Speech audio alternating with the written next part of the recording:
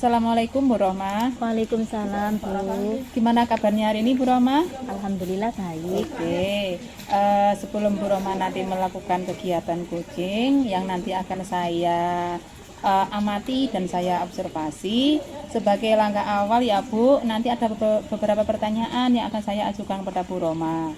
Yang pertama kita akan mendiskusikan tentang rubrik penilaian Bu pada kegiatan coaching nanti ya. Ya.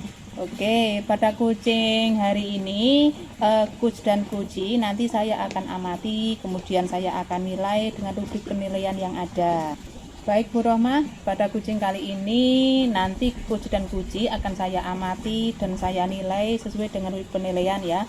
Apakah sesuai dengan alur tirta ataupun belum, kemudian pertanyaan yang coach ajukan kepada coachee sudah berbobot atau belum, dan bagaimana coachee itu merespon Bu Rohmah ya.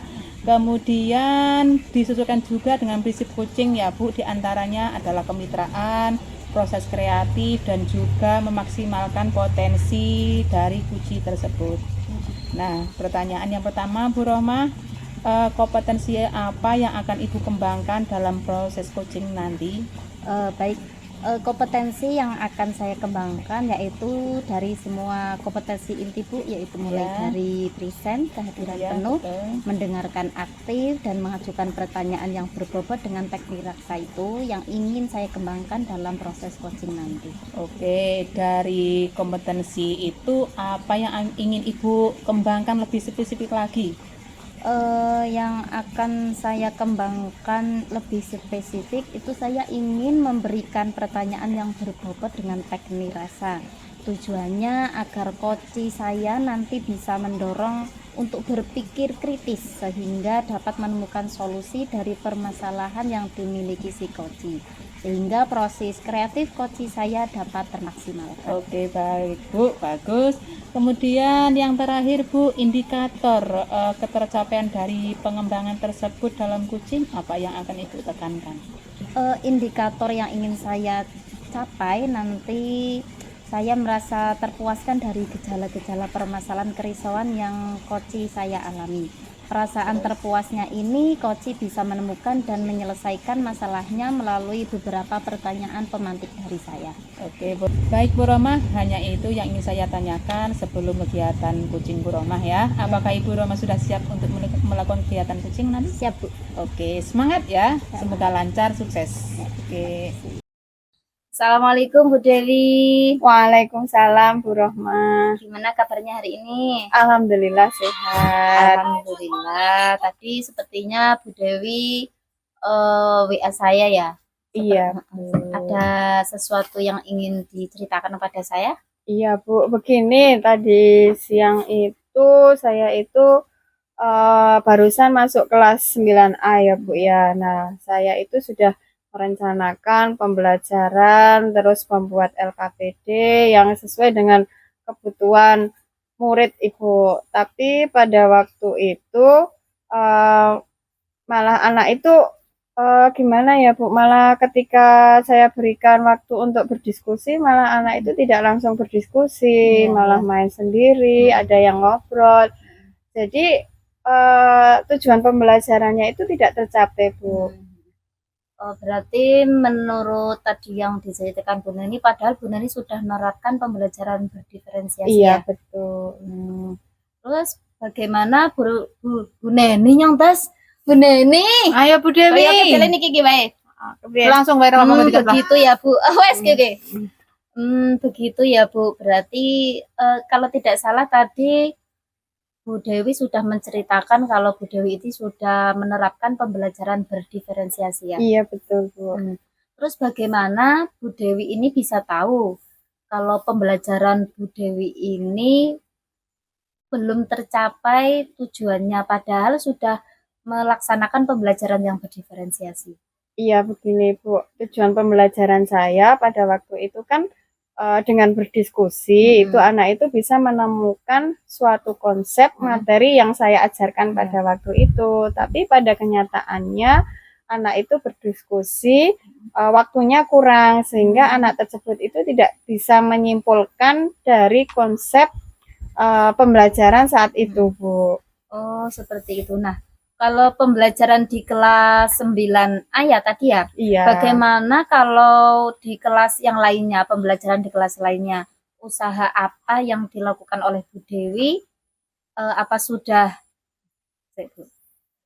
nah pembelajaran di kelas 9 ya, bagaimana kalau di kelas lainnya usaha apa nih yang Bu Nurah ini sudah lakukan? Nah, oke, saya. Nah, pembelajaran itu dilaksanakan di kelas 9A ya Bu ya? Iya, betul. Bagaimana kalau pembelajaran itu dilaksanakan di kelas lain? Apakah sudah dilakukan untuk mencapai tujuan pembelajaran pada materi tersebut? Baik, Bu.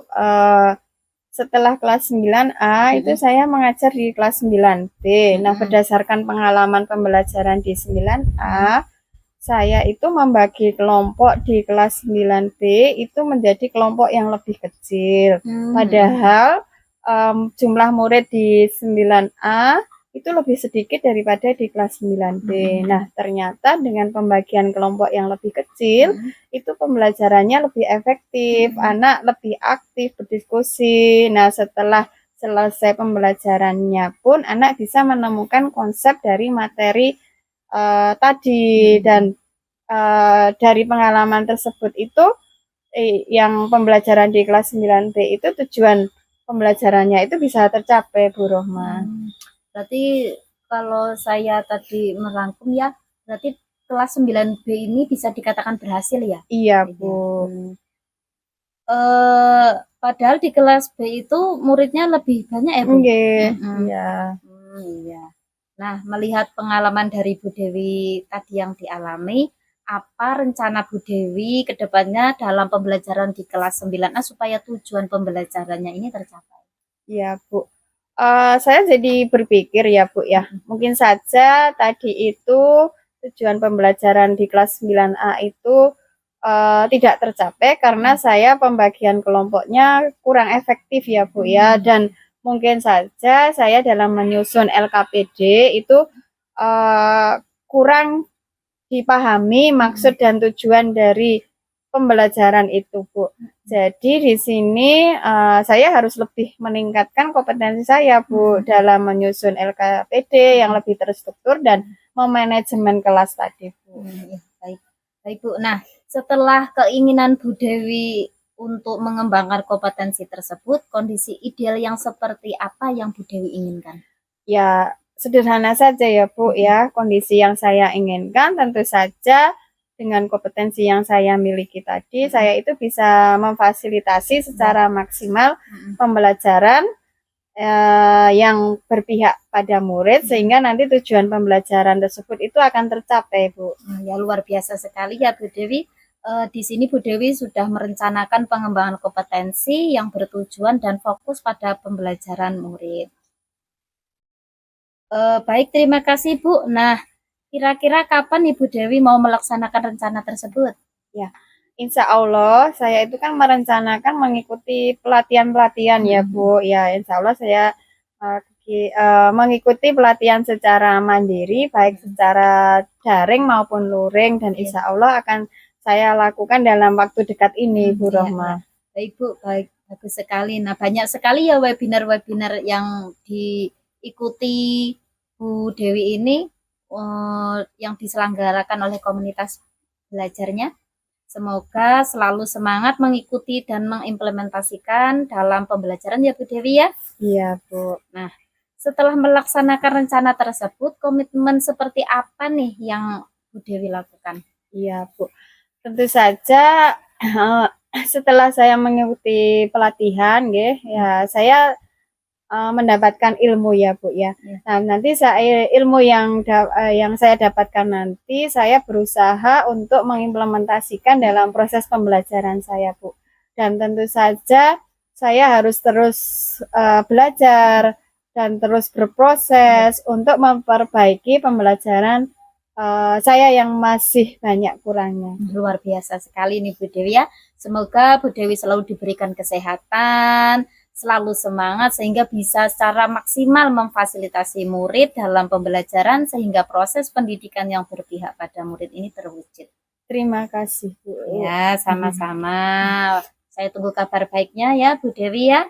Kalau ada waktu silahkan bisa menghubungi saya lagi dan bercerita hasil dari strategi yang sudah direncanakan oleh Bu Dewi. Ya, siap Bu Rohmah. Oke. Terima kasih banyak. Oh ya, sudah cukup atau masih ada yang diceritakan lagi? Insya Allah sudah cukup, Bu. Besok kalau ada masalah lagi, ya saya bisa kan menghubungi Bu Rohmah. Bisa hubungi saja saya. Baik, Iya. terima kasih ya. Sama-sama. Oke, betul sekali Bu Rahmah, luar biasa. Tadi ketika saya sudah melakukan pengamatan dan juga penilaian, Bu Rahmah sudah melakukan proses coaching dengan alur tirta dan juga sudah menerapkan prinsip coaching, yaitu antara lain kemitraan, proses kreatif, dan juga menggali potensi. Nah, sekarang Bu Rahmah, kompetensi apa yang akan Ibu kembangkan kembali setelah ini dalam proses coaching-coaching lainnya?